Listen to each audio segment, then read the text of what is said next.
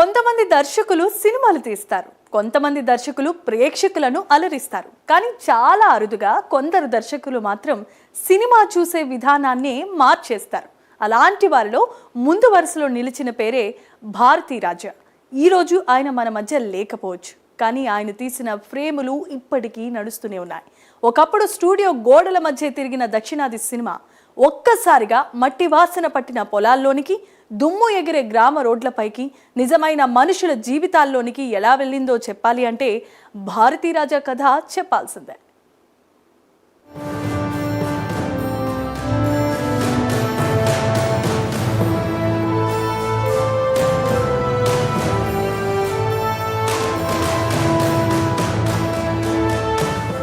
చిన్నసామి అనే ఓ గ్రామీణ యువకుడు సినిమా మీదున్న ఆసక్తితో నగరానికొచ్చాడు. ఆ యువకుడే భారతీరాజా. పెద్ద బ్యాక్గ్రౌండ్ లేదు, భారీ పరిచయాలు లేవు, కానీ ఓ నమ్మకముంది. సినిమా అంటే కేవలం వినోదం కాదు, మనిషిని చదివించే కళ అని. అదే నమ్మకం తర్వాత భారతీరాజా అనే పేరుగా మారింది. సహాయ దర్శకుడిగా పనిచేస్తూ సినిమా వ్యాకరణం నేర్చుకున్న ఆయన అప్పటి దక్షిణాది సినిమాల్లో కనిపించని ఒక ప్రపంచాన్ని వెతికాడు. గ్రామం, మట్టి, సహజమైన మనుషులు, మేకప్ కంటే భావాలు, సెట్ల కంటే నిజమైన ప్రదేశాలు.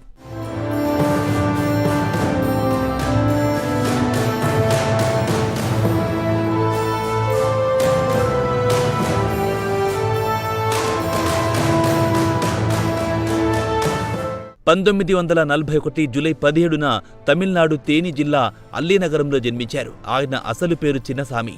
సినిమాలోకి వచ్చిన తర్వాత భారతీరాజాగా మార్చుకున్నారు. 1977లో విడుదలైన 16 వయతినిలే 16 ఏళ్ల వయస్సు చిత్రంతో ఆయన దర్శకుడిగా పరిచయమయ్యారు. దాదాపు 40కి పైగా చిత్రాలకు ఆయన దర్శకత్వం వహించారు.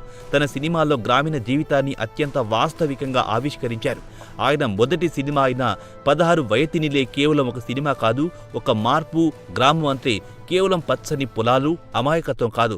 అక్కడ కూడా కలలుంటాయి, కోరికలుంటాయి, మనిషి అంతరంగంలోని చీకటి మూలాలుంటాయని చూపించాడు.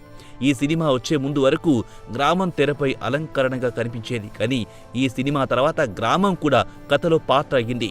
ప్రేమలో అందం మాత్రమే ఉండదని, అందులో తిరస్కారం ఉంటుందని, అసూయ ఉంటుందని, కలలు పగిలిపోతాయని భారతీరాజా చూపించాడు. ఈ సినిమా తర్వాత దర్శకులు లొకేషన్లు మార్చలేదు, దృష్టికోణం మార్చుకున్నారు.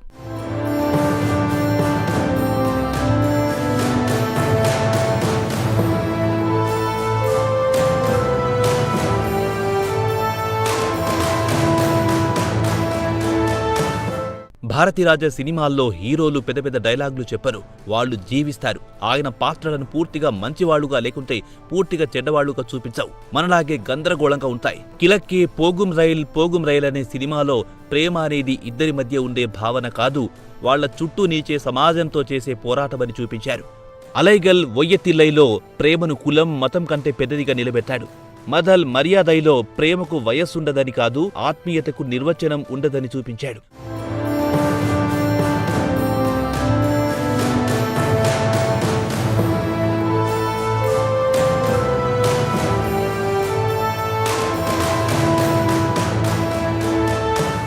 భారతీరాజా సినిమాల్లో ప్రకృతి కూడా నటిస్తుంది, గాలి మాట్లాడుతుంది, పొలం జ్ఞాపకాలు దాచుకుంటుంది, వర్షం ఏడుస్తుంది. అందుకే ఆయన సినిమాలు చూస్తే కథ ముగిసిన తర్వాత కూడా మనసులో ఏదో మిగిలిపోతుంది. అది కేవలం సినిమా కాదు, ఒక అనుభూతి. సామాజిక ప్రశ్నలు కూడా భారతీరాజా సినిమాల్లో నిశ్శబ్దంగా వచ్చేవి కాదు, నేరుగా ఎదురుగా నిలబడేవి. వేదం పుదితిలో కుల వ్యవస్థను ప్రశ్నించాడు. కరుతమ్మలో ఆడపిల్ల పుట్టుక చుట్టూ తిరిగే సామాజిక వివక్షతను తెరపైకి తీసుకొచ్చాడు. ఆయన సందేహాలివ్వలేదు, మనల్ని ఆలోచింపజేసేలా చేశాడు.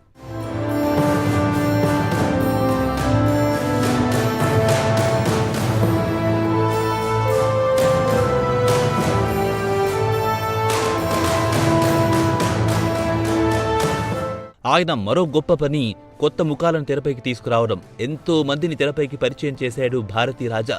కొత్త నటులలోని అసలైన మనిషిని బయటికి తీసుకురావడంలో ఆయనకు ప్రత్యేక శైలి ఉండేది. అందుకే భారతీరాజా స్కూల్ నుంచి వచ్చిన నటుల్లో సహజత్వం కనిపించేది. తెలుగు ప్రేక్షకులకు కూడా ఆయన బంధం ప్రత్యేకం. సీతాకోక చిలుక తెలుగులో ప్రేమ కథలకు కొత్త శ్వాస ఇచ్చింది. ఆరాధనలో భావోద్వేగానికి మరో రూపం కనిపించింది. 16 ఏళ్ల వయస్సు వంటి చిత్రాలు తెలుగు ప్రేక్షకుల జ్ఞాపకాల్లో ప్రత్యేక స్థానం సంపాదించుకున్నాయి. తర్వాత కాలం మారింది, సినిమా మారింది, కెమెరాలు మారాయి. కానీ భారతీరాజ తీసుకొచ్చిన నిజాయితీ మాత్రం మారలేదు. దర్శకుడిగా తగ్గిన నటుడిగా కొత్త తరానికి దగ్గరయ్యాడు. తెరపై కనిపించిన ప్రతి పాత్రలో ఓ అనుభవం కనిపించింది. జీవితంలో వ్యక్తిగతంగా ఎన్నో కష్టాలు చూసినా కళ మీద నమ్మకం మాత్రం వదల్లేదు.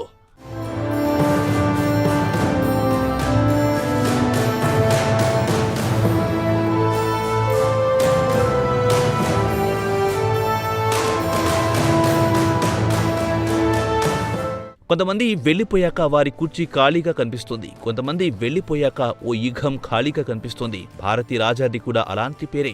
ఆయన ఫ్రేములు ఇప్పటికీ కదులుతాయి. ఆయన పాత్రలు ఇప్పటికీ మాట్లాడుతాయి. ఆయన గ్రామాలు ఇప్పటికీ మనల్ని పిలుస్తాయి. సినిమా అనే కళను కెమెరాతో రాసిన ఆ దృశ్య కవి ఇప్పుడు లేరు. కానీ ఆయన రాసిన ప్రతి ఫ్రేమ్ ఇంకా బ్రతికే ఉంది.